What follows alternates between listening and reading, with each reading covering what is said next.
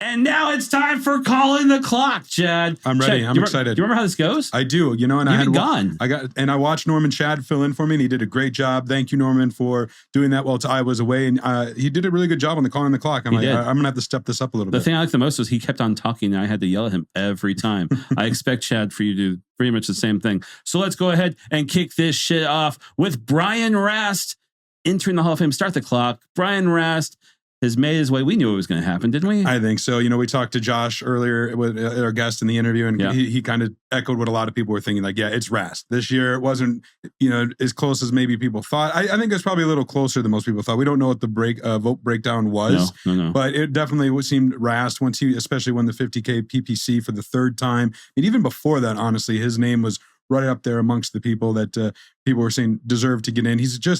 He's been around so long. He's obviously a great tournament player, but outside of that, he's got results throughout the years playing online, playing in the highest stakes cash games, and just crushing each and every variant at all different stake levels all across the world. I remember interviewing him back in 2015 at the Aussie Millions down in Melbourne, Australia. I think he made the final table that year, and really intimate. There's an article on on PokerNews.com called "Life in the Rast Lane." Instead of fast lane. You get it? And anyways, but it's a really in-depth, we had a very lengthy sit-down one-on-one, and I just love it here. 8 years later, now he's in the Poker Hall of Fame. Yeah. So, of course, Brian Rast does follow Lane Flack in 2022, and Ellie Lesro, one of our favorites as well, in 2021. The people who didn't make it, sadly, of course, were Josh Arieh, Elke, Kathy Liebert, Mike Massell, Lon and Norman, Michael Mizrachi, and Matt Savage and Isai. That was actually last year's. Was that last year's list? Yeah, that was last year's list. Because I was like, wait, Elke and the Grinder, I don't think were on this year's list. But I pulled up the wrong list. Of course, is what I do. Yeah, but they were all deserving. And I'd have to go and look. But Rast, look, they all deserve to be in. We talk about the backlog all the time. I hope they institute the changes that Negreanu suggested, 2 players a year, and every third year somebody from the builder category. I think that would really help because Matt Savage deserves to be in. Isai Scheinberg, everybody on that list. Kathy Liebert. We got to do something, but this year it was all Rast. I think Arieh is the next one, man, after all this. All right, it's time for us to talk about the Hall of Fame Poker Room, which, again, this Hall of Fame was great this year. Chad said you missed it, but Brian Rast got in, and then we got to walk over with all the living members who were in attendance, and we got to walk over to the new Horseshoe Poker Room, the Hall of Fame Poker Room that opened, I think it was last November, and it's beautiful. It's here, open year-round, but they finally installed the walls I've been waiting for. And as you walk in from the casino floor towards the desk to sign up for that 1-3 seat you've been waiting for, on your left is the beautiful Hall of Fame wall showing all these beautiful pictures of everyone who's been in, and to your right is the Gallery of Champions, man. This is what we've been missing. It is Binion's Horseshoe, the history that was involved there. I mean, it's something that we both love. And when you look at those old videos and old pictures, they had the old vinyl poster that they used to print each year with the winners and stuff on the wall. And then, of course, they had the wall by the sports book that we know from like the late years. And all that's been gone for so long. And now we have a new home that people who are coming in, because that's just it. It's Poker Room 2.0. And now they have a place where they can come, hopefully learn about the history and like it as much as you and I do. Yeah, absolutely. And people might not know how long we've been waiting for this. Like you said, the room opened late last year. Love the room. It's a fun place to play. It looks amazing. They held the WSOP circuit here. I was there for that. But these walls have been sitting empty, and we knew what they were going to be for. That's been no secret. It's just taken a lot of time. And what most people don't know is that both you and I have played a role in making that happen in a small regard, working with WSOP officials to track down photos of some of the old Poker Hall of Famers or main event champions. Because you and I have a very extensive poker memorabilia collection, which includes lots of old programs with photos and whatnot. So it was fun to send some photos over, and knowing this was coming down the pipeline before it to finally arrive, and then to do it. I love that they held it and waited for the Poker Hall of Fame announcement, the Poker Hall of Fame bounty event, getting all these players down for the march, the reveal. It finally got the pomp and circumstance the Poker Hall of Fame deserves. That's right. Well, I wanted to keep talking so I could yell at you and interrupt you, but you didn't. So I'll go ahead and start with Lukas Robinson is the first Poker News ambassador. This is kind of fun, man. We've had a Poker News stream team for a while. They're playing exclusively on Global Poker. That's, of course, Branson Poker, Biddy, Jack Bittker, and Kyle Anderson, who are 3 members. But now we have something a lot bigger, and that is Lukas Robinson, Robin Poker, as you may know. He just started officially today. That's awesome. Yeah. Yeah. I'm going to see if you know anything about this whole thing because so I'm going to just pause and see if Chad. Okay. I don't think you do. I did not know that this was coming. Yeah. I didn't know about it until the actual article published on PokerNews.com. So it was very exciting for me to learn, and exciting because I know what we've been doing at Poker News to help expand our footprint, right? So we're focused on a lot of the podcast, the show, a lot of content, a lot of social, but we also have colleagues who are focused on helping build the community through Discord and through Twitch and things like that. And so to get an ambassador who's really going to help with those efforts, I think it's great. I know our Discord channel, you and I kind of started it years ago, and we got it going, but we just never really got the ball rolling, so to speak. But now our good colleague Daniel Williams has, he's gone, and that Discord channel, and I'll link to it so anybody who wants to join, check the show notes. It's grown and it's a great little community. And I think now just having Robin Poker as the ambassador is only going to help that cause. Right. And what this means, of course, Robin used to be with, what was it? He was with GG Poker. Right? I want to make sure. Yeah. He was with GG, but now, and that meant he could just really play on GG when he vlogged, but there were so many other, sites to play on. As a Poker News ambassador, he can play on all of them. And not only that, but he can go to these live events for anybody, and he'll be there to support us, and we'll be out there live reporting. And now he can he'll make vlogs for us. He'll stream on his channel, play on all different sites to show all the different opportunities, not just one.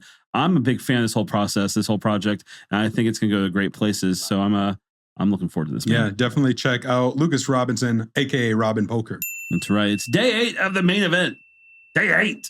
Chad, did you think you'd ever get here? I mean, I'm never going to get there in the actual main event. I'm sure day 8 is just insane. It's play down from 16 players remaining. We're looking 15, and we're looking to get down to the final table of 9. Could go quick, could be a long affair. And it's wild because as we are talking right now, this tournament is about to kick off. It was supposed to be at 2 p.m. local time. It's a little after that and TV delays and whatnot, but it is happening. It's the world record main event, the biggest in history, 10,043. Remember in our first episode when Ty Stewart predicted 9,999?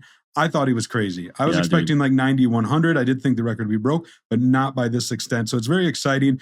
The one thing that I think is lacking a little bit was, I think on day 6, there were a lot of big names left, but then they started to fall by the wayside. So now going into day 8, there is a lack of at least big name that the general public would know. There's still some left. Yeah, that Poker knows. Yeah, like Alec Torelli, I've played against him. Daniel Weinman is great. Toby Lewis, Jan-Peter Yachtman. So there's still some very accomplished poker players there, but it's just lacking that big, Daniel Negron, your Scotty Wynn, Josh Arieh. Dude, day 6 was the Red Wedding. That's what that was. Holy shit. Every big name. And there were so many on day 6. It was so sick.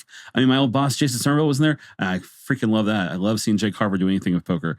And to see everybody just fall, it was like, come on, this Jeff Platt curse is just so bad. Yeah. Jeff Platt curse is just so bad. That kind of happened while I was away. But I seen it, like it started all over social media and like, poor Jeff, and it's interesting right now. I'm excited to see, because even if there might be a lack of big names, there's going to be a big name. It's going to be at least one superstar that comes out of this, right? The new main event champion, who is ultimately going to take home $12.1 million.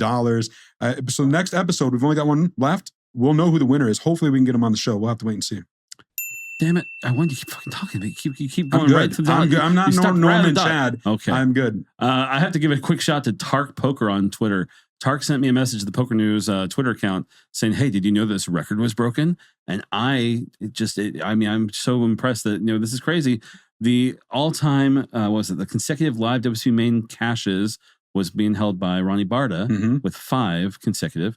And that has now been washed away with a new person who's recorded 7.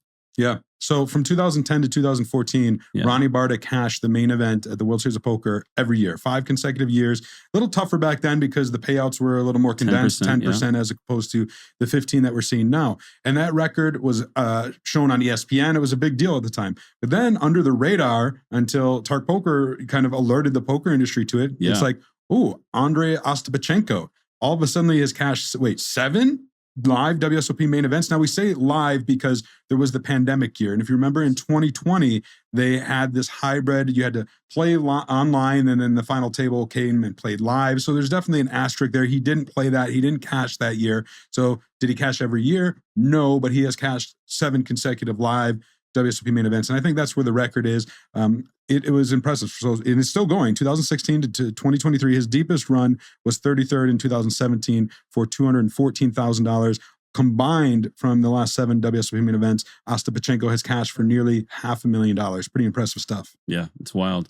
I've never cashed the main event, Chad. So I've got a lot to do here to catch up with this guy. I mean, I think I've played it 3 or 4 times and never have cashed it. Never made it past day 2. And here he is making it look easy. I mean, just cashing 7 years in a row. It's really impressive. And I know Andrew Ostapchenko from covering him for many years. He's not the kind of guy to toot his own horn. He doesn't have a huge social media presence. So I'm glad that Tark Poker noticed this and we can give credit where credit is due. Josh Arieh wins again. I got to interrupt you. Josh Arieh wins again. 6th bracelet. What is this summer, man? I mean, there have been so many people taking home their 5th, 6th bracelets, etc., like that. And this is just nuts. The Arieh wins number 5, back in June. And here we are in July with just a week left of WSOP, really. And he takes home number 6. And but he won his first flip in the flip and go. So he's got a shot at number 7, maybe, if cards play right. Dude, this is just so sick. It's, obviously we talked to Josh already in the episode, his feelings, know our thoughts on it. It is really impressive though. In any other year, maybe he wins player of the year again. And he still could potentially, there's still events to be had. And we're going to talk about player of the year in a moment, but just the career resurgence, if you will, of Josh Arieh and winning 4 bracelets in the last, I don't know what it is off the top of my head, maybe 3 years or so. He's just established himself as one of the best in the game and doing it in a $25,000 horse event. Come on, man. It was a big field too. 112 runners, some of the biggest names in the game. Credit to Dan Heimiller. He finished as runner-up for $439,000. He had finished 3rd, I think it was, in the seniors event. Right. So a good summer for Dan Heimiller there. Mike Matisow at another final table. Scott Seaver was there. So, but Josh Arieh he gets it done. And as he said in our interview with him, like when the big money's on the line, when the adrenaline hits, he's a closer. Yeah. No, look at this final table. He beat Heimiller, of course. Yeah, Vieira in 4th. Mike Matisow in 5th. John Hannigan. I remember seeing this final table and how stacked it was. And people were like, well, yeah, of course it's stacked. It's a 25K horse. Yeah, but shit. This is like, for me, I would have loved to have sit there on the rail and watch these guys battle out. Scott Seaver finished in 8th. Yeah, what a sick bracelet for Arieh to add. Yeah, there's the collection now, 6 of them. Yeah. And the way they span from with the different variants, the different buy-ins, this is definitely a good one for his mantle. That's right. Ali Imsirovic. Admitted poker cheater Ali Imsirovic enters the World Series of Poker, the $1,500 shootout event. And he made it through. Yeah, he made it through. He's probably still in as we talk, and it's just. I'm sorry, by the way, I didn't mean to throw up over here. We've talked about him on the show before when he did his video earlier in the summer addressing the cheating allegations and admitting to some of it. Yeah. And we talked about him. Is this his way of trying to get back into the poker community? Obviously, he still wants to play. He showed up here, but a couple questions for me. Just like, why now? Why the 1,500 shootout of all things? Like, it's just. I don't know. Like, nobody, we don't want you here. If we can't stop him, he's allowed. He's got the buy-in. He's not banned. He's not 86. Though a lot of people think that he should be, myself included, after he admitted to certain transgressions in the poker world. But, that's nothing new. Russ Hamilton could, in all likelihood, come play if he wanted. Unfortunately, that's the reality of it. But it doesn't mean he needs to be welcomed. It doesn't mean that you have to be necessarily friendly to him. I'm sure he will catch some flack at these tables, but the fact remains, despite all his transgressions, he is a good poker player. And I'm not trying to defend him by any means, but like it's almost tragic because he is a good poker player, and then he went down that path when he probably didn't have to. He probably could have had a very successful career in an honest manner had he chosen that. He didn't, and to see him win his shootout table, he's in the money. I don't like to see it. I don't think a lot of people do. I would like to say, wash my hands of it. Ali, go in a different industry. I do want to flip this a little bit and say maybe there is a benefit to him being here because this will keep the consideration of banning him in the on the table. Like when he continues to go to events, the continued conversation will have to go to why is he here? Yeah. Why are we allowing this? So we need Jason Kuhn and the Poker Integrity Council to really champion this and step up on it. That was a POI race. It's almost done, and my God, it is sick. We are, to talk about the top 3, of course, Ian Matakis has a top spot with 4,088 points. Right behind him is Chris Brewer, who did win 2 bracelets this year, his first and second, with 38-28. He's only, what, 180? No, I can't do math. Is that 180, Chad? I'm not looking at that list. I was pulling something else up. What is the question? I think it's like 260. Anyways, how close is Brewer and Mitakis? Arieh is behind with 3,600. So it's a 3,600, 3,800, 4,000. I'll cut you off. It's not as close as you think it is. On the leaderboard, it is. But Ian Mitakis is one of 5 players in second in chips as we speak. In event number 82, the $3,000 PLO 6-handed. So he's going to get a ton of points. He's at this final table. Right. He could very well win it. We'll have to wait and see. That will be determined later today. But the points that he gets now should anything can happen, but I think put him over the edge. Yeah, like Josh Arieh, obviously we talked to him. He could go off. He could win the slip and go, and then he'd go win another bracelet. Chris Brewer could win number 3 or 4. Sean Deeb, never write him off. So it's not over by any means, but it's Ian Mitakis being at this final table right now, no matter where he finishes, is going to be great. And if he wins it, man, it's going to really separate him from the rest of the pack. So I've been looking at the player of the year list quite a bit, but I haven't really tracked what kind of points you get for these kinds of deep runs. Have you paid attention to those kinds of details? No, not really, unfortunately. Yeah, okay. But this field, I think it's based upon buy-in and field size. This one is another big field at 1,013 entries, so it's not like it's a 300-player field. Right. And so to see Mitakis just consistently going deep in everything he plays, and I chatted with him yesterday for a little bit, is just having a great summer. And those of us in the Midwest, not that surprised to see it. We learned a couple of years ago when he started to play on the Mid-States Poker Tour, this is the next big thing. They called him on the MSPT. And now here he is on this stage of the WSOP, maybe winning POI. Wow. Oh, yeah. Sorry, I was just so impressed and I forgot, the clock is expired. That means we can't go on with calling the clock, and it is time to go to our next guest, somebody we're very excited to talk to. 2004 World Series of Poker main event runner-up, David Williams.